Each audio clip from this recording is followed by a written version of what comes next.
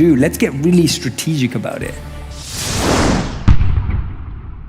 Need motivation? Watch a top 10 with Believe Nation. Top 10, I got a top 10. Got my motivation high for my top 10. Gotta learn from the wise women and men. All my life, like 9 and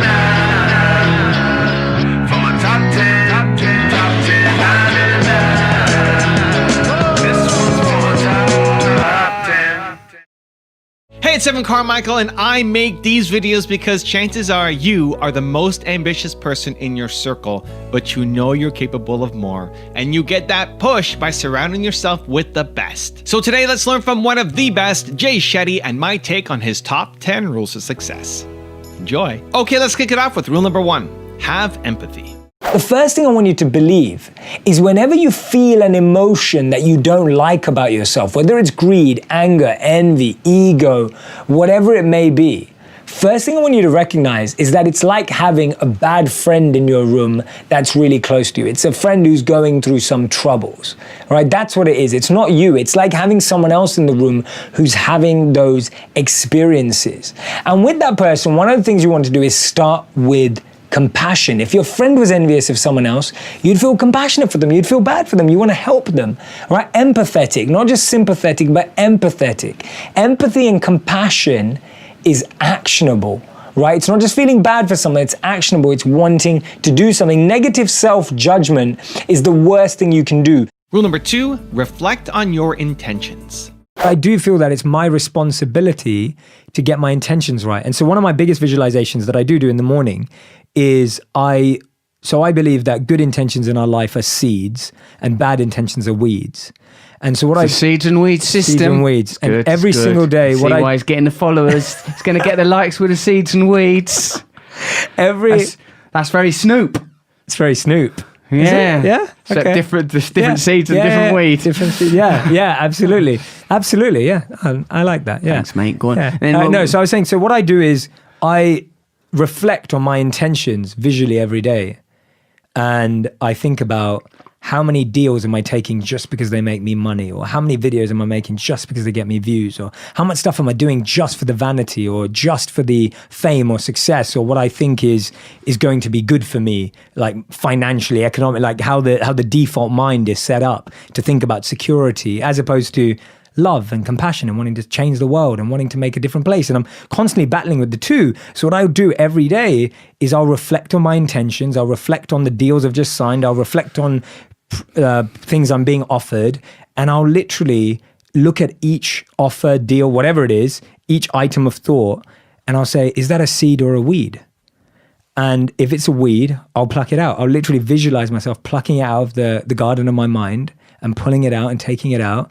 And if it's a seed, then I'll water it. And I'll say, okay, I want that to grow because I am doing that for the right intention. Rule number 3, don't rush through pain.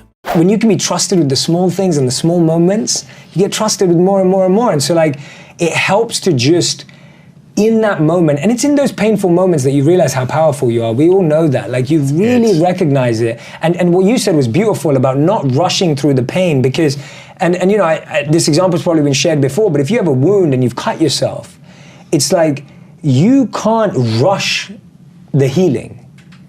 You can't rush it. If you broke your arm, I mean, and you've been through so many bodily injuries, you can't rush the process. It's going to take 6 weeks minimum to heal a broken bone. Yeah, correct. minimum. And you've got to sit through that. It's painful. There's no injections you can take. There's no videos you can watch. There's nothing you can listen to. But our challenge is we try and rush through the pain rather than reflect through the pain. We try to rush the healing process. Try to rush the healing, and you can't rush healing. And healing is meant to be slow because it buys you time. It buys you reflection. It gives you so much space to slow down. And that's what your body's calling out for. And this is our emergency. Like, how many times have you heard it where you slow down, and that's when you fall ill? Because guess what? Your body has been trying to tell you to slow down. When you feel pain, so I write about it and think like a monk, pain makes you pay attention. Yeah. That's what pain's for. Pain's not. Notice this. Notice this. Look at me. Notice me. Look at me. It's like a crying baby craving for attention. When a baby's crying, you don't just go, it's crying. You don't just go, oh yeah, we'll just put it in another room and forget about it, right? Like you go to it and you find its needs. Whereas with our pain, when something's painful, we're just like, oh yeah, I'll just forget about it. I'll escape from it. I'll do something else. Yeah. You have to go into that pain. I'll numb the pain. I'll numb the pain. With That's alcohol it. or whatever. Yeah, 100%. That's usually our response is, what can I do to numb this? Work more, have sex more, drink more, Whatever. drugs more, whatever it is. Rather than let me actually become alert. And guess what? The pain just gets higher and higher and higher and higher because unfortunately, until it really hurts, we don't stop. Or you need more and more to numb it with. So true. Rule number 4, have compassion. A lot of people find their passion through pain. They find it through pain that they went through, pain of someone that they loved and lost, pain of someone who went through a physical ailment in their life or something that they went through. And then that becomes their passion, that they've seen the worst horrific type of pain and they never want to see it again. And that becomes what illuminates their passion to them. And so compassion is another way, and actually sometimes a simpler way, because we all know what pain we don't want to feel again, and we all know what pain we don't want someone else to feel again. Hey everyone, I have been reading a bit from my friend's book, Evan Carmichael, Built to Serve, and I wanted to share this with you. So, according to a study by Carnegie Mellon University, people with supportive spouses are more likely to give themselves the chance to succeed. They studied 163 married couples and found that people with supportive spouses were more likely to take on potentially rewarding challenges. Those who accepted challenges experienced more personal growth, happiness, and psychological well-being. Now, I can truly say that I've experienced that in my life. When I first met my wife, I was just starting out. I had never released a video. I hadn't created any content, and she was such an important part of feeling supported on that journey. So whether you're in a relationship, whether you're dating, whether you're married, or even if you're single, being supported by friends and a strong community is important. Built to Serve by Evan Carmichael, great book on how you can find your purpose and also on reminding us that we can all make a difference in the world. Thanks, Evan. Rule number 5, be strategic. How many of you spend a lot of your days multitasking? Okay, good. So a lot of us spend our time multitasking. Now, studies show that only 2% of us are actually able to multitask. And when most people hear that, they're like, yeah, I'm in that 2%. That's me, right? I'm in that 2%. You're probably not. I'm not, because it's only 2% of the global population of the world. Multitasking is a myth.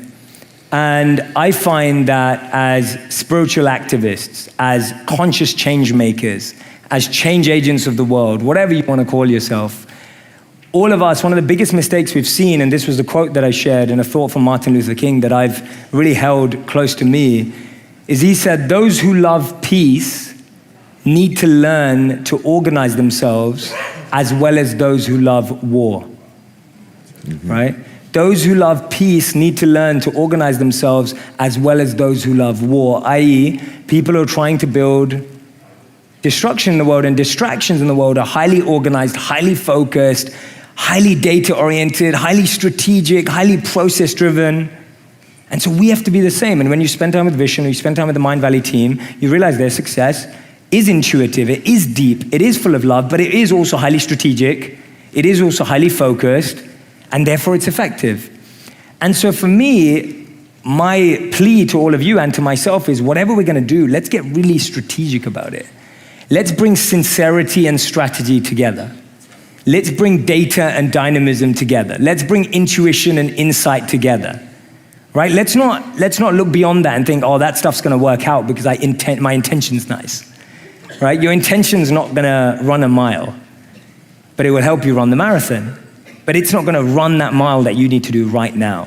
And so for me, intention and action, intention and attention, both of them are required. And so my recommendation is whatever your dream is, whatever you're inspired by, whatever you think is gonna have a positive impact on the world, bring both to that, right? Don't settle for one or the other. Rule number 6, define your why. I usually write down each option that I have in life. And I think we all have different options in life. And then I'll place a word above it that feels like the right emotion. So either it can be fame. I could be doing something just because of ego and fame. I could be doing something out of love. I could be doing something for money and stability. I could be doing something for inspiration and passion. So I try and define why. It's defining that why, that intention behind it. Like, why would I take that extra flight off to Singapore? Oh, because I'm going to make X amount of money, right? Like, and literally when you look at your life Weed. like that, there you go. And then I'd be like, okay, that's a weed. Now, can I transform it into a seed? Is there a way for me to make it more intentional, purposeful, and conscious? If I can, that's amazing. I'll do that. But if I can't, I need to stop taking things like that into my life. And now I understand, for anyone listening, there are times in our life where money has to be the motivator because we need security, we need stability. But when you do it intentionally, at least then you don't expect that thing to bring you the greatest happiness because you know what purpose it's serving in your life. So I know a lot of people who'd love to quit their jobs and live their passion. But I'm like, no, but you know why. If you know why you're doing the job you're doing, you won't expect it to make you happy. You'll know what it serves, right? What role it serves in your life. Rule number 7, look inwards. In shamanism, we have this viewpoint that spirituality is not separate from life. It means it's someone who's spiritual, even if they don't meditate or work with crystals or do any of these things, it means they're willing to evolve. I want to know what your thought is about that. Yeah, I completely agree. I think that's beautiful and completely aligns with me. I don't think, we look at everything about, what can I learn? And actually half of learning, in my opinion, is really unlearning. Everyone already has the answer inside of them. You're not really learning anything new. You're just trying to get rid of all the bad lessons you learned.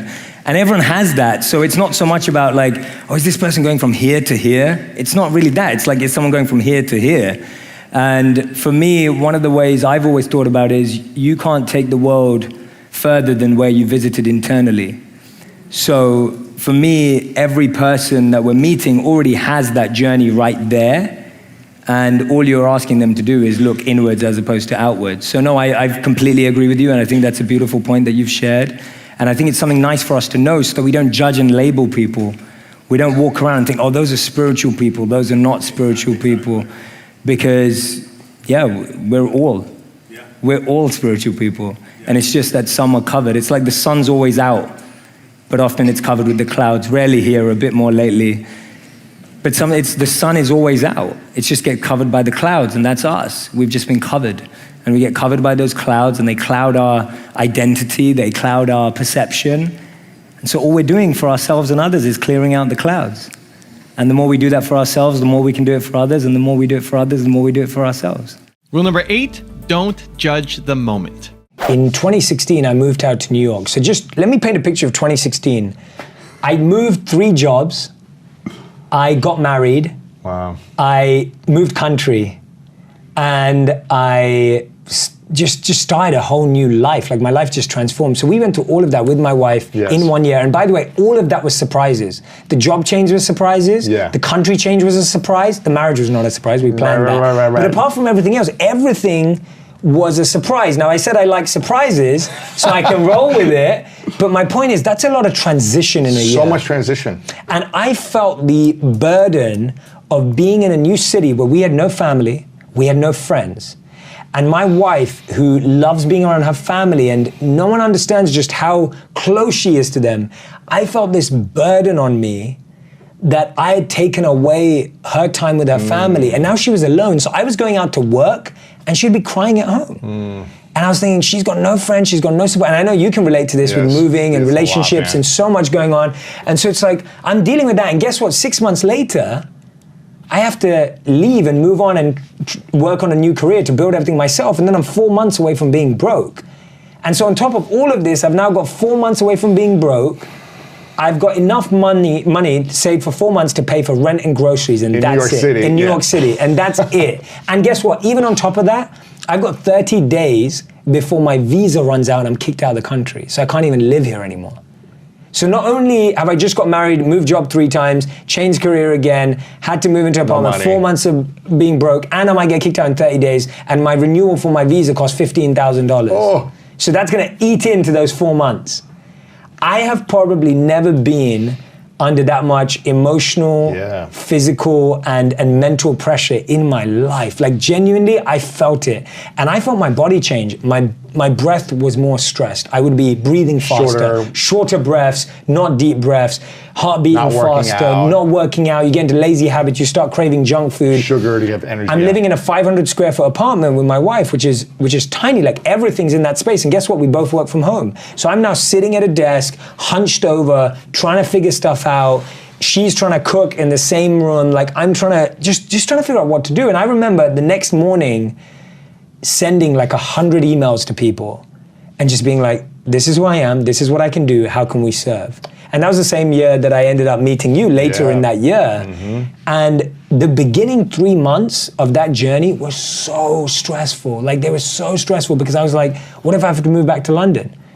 What am I gonna say to her parents? I mean, I just took their daughter away. Like, Just got married. I've yeah. lived in New York City for 6 months and my life's falling apart. Like, so much. And I've got all these views, but there's nothing happening. And we met. But you also, I mean, at this time, you're also growing so much. How are you able to create and reach this impact with your videos as that's growing while you're under so much stress and uncertainty? And I stopped a bit at that time. Like things slowed down hard. Like things slowed down. I remember that. I wasn't creating as much as I was because I don't enjoy creating from stress or pressure. And I don't think you can really create something from stress and pressure. So we really slowed down at that time.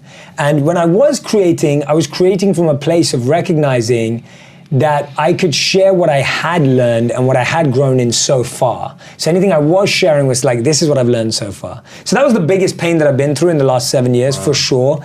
And all I can say is that I remember coming home to my wife knowing that this was gonna be the truth. And I came home and I said to her, I guarantee you, this is gonna be the best thing that ever happened to us. What? The pain? The pain. I said that to the night I came home, and then she vouched for that. I literally came home, I looked her in the eyes and go, this is the scenario. And I just want you to know that I guarantee to you, this is the best thing that's ever gonna happen to us. And I said to her, and this is a monk statement that we used to repeat, I said to her, I'm just not gonna judge the moment. Don't judge the moment, because what we do is we try to label moments as good or bad. And when you label a moment as bad, it now does not have the opportunity to become good.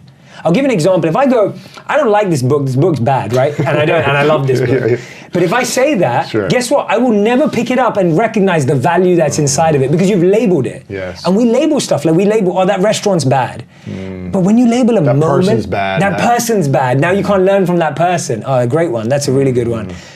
As soon as you start labeling people or anything as good or bad, you limit it. You stop it from being something else. And here's the truth.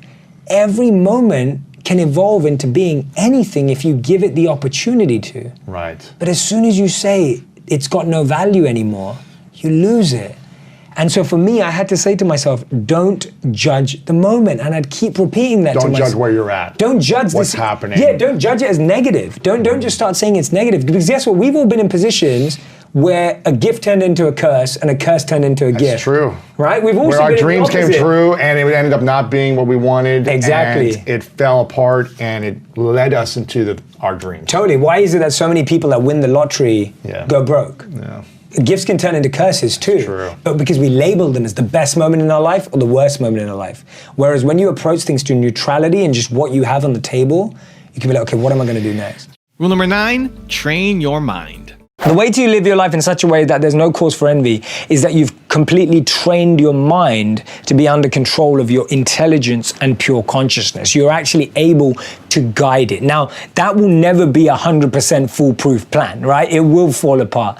And that's where the only way to do it is to be able to substitute or train the thoughts of the mind every time it goes off to feel envious. Hence, start with compassion, then lead with gratitude. When you become grateful for what you have, you won't become envious for other people's. I would put this quote out on social media for this session, that envy is the art of counting others' blessings and not your own.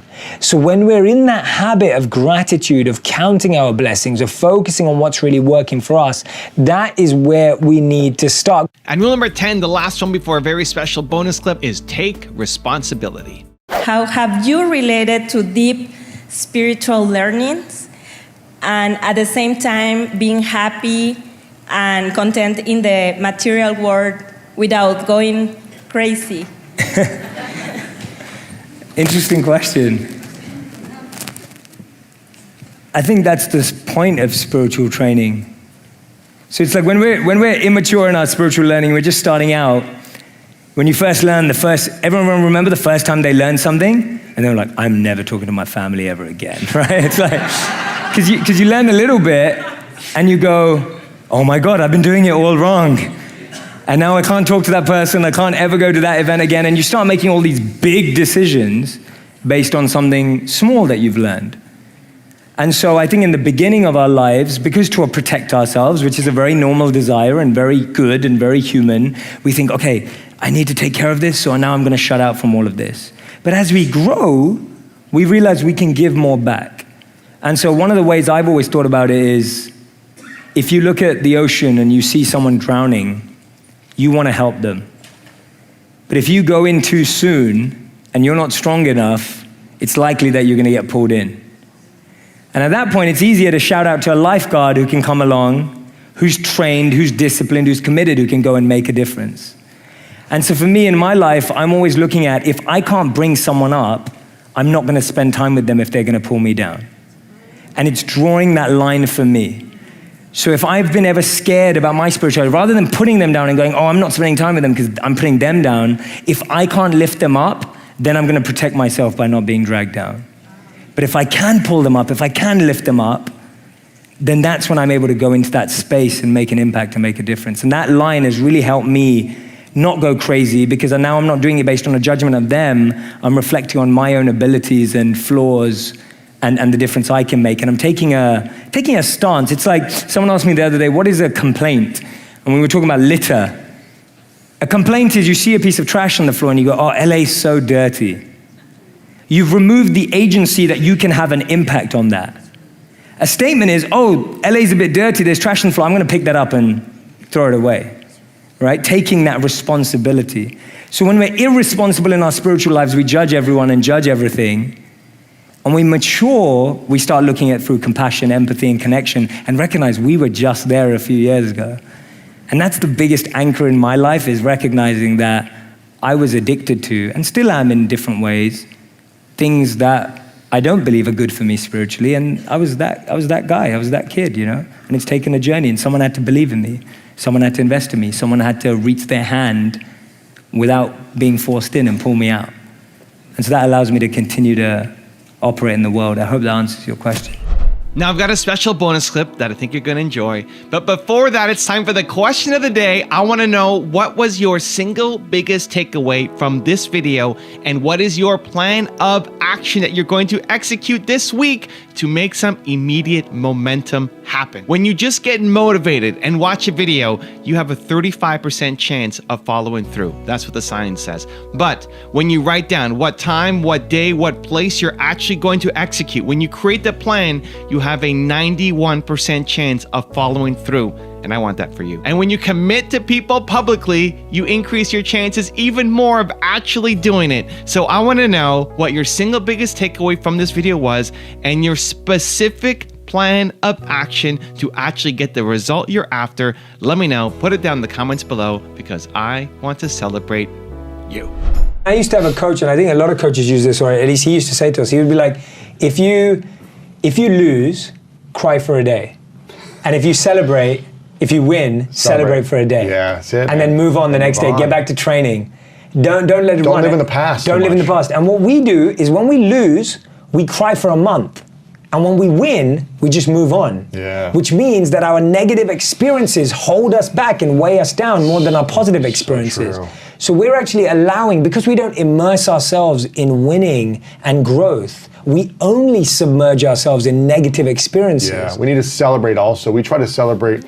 I've been, that's been part of my life as well, is like moving on too quick. And now we try to let's enjoy, let's go to lunch or dinner and really appreciate this moment and celebrate this moment, and even have a dinner with some friends and family. Totally. Otherwise, what are we working so hard for? 100%. And we almost feel like we can't do that because that makes us complacent. Right. But that's my point. It's never good enough. Exactly. But if you win, celebrate for a day. If you lose, cry for a day, move on.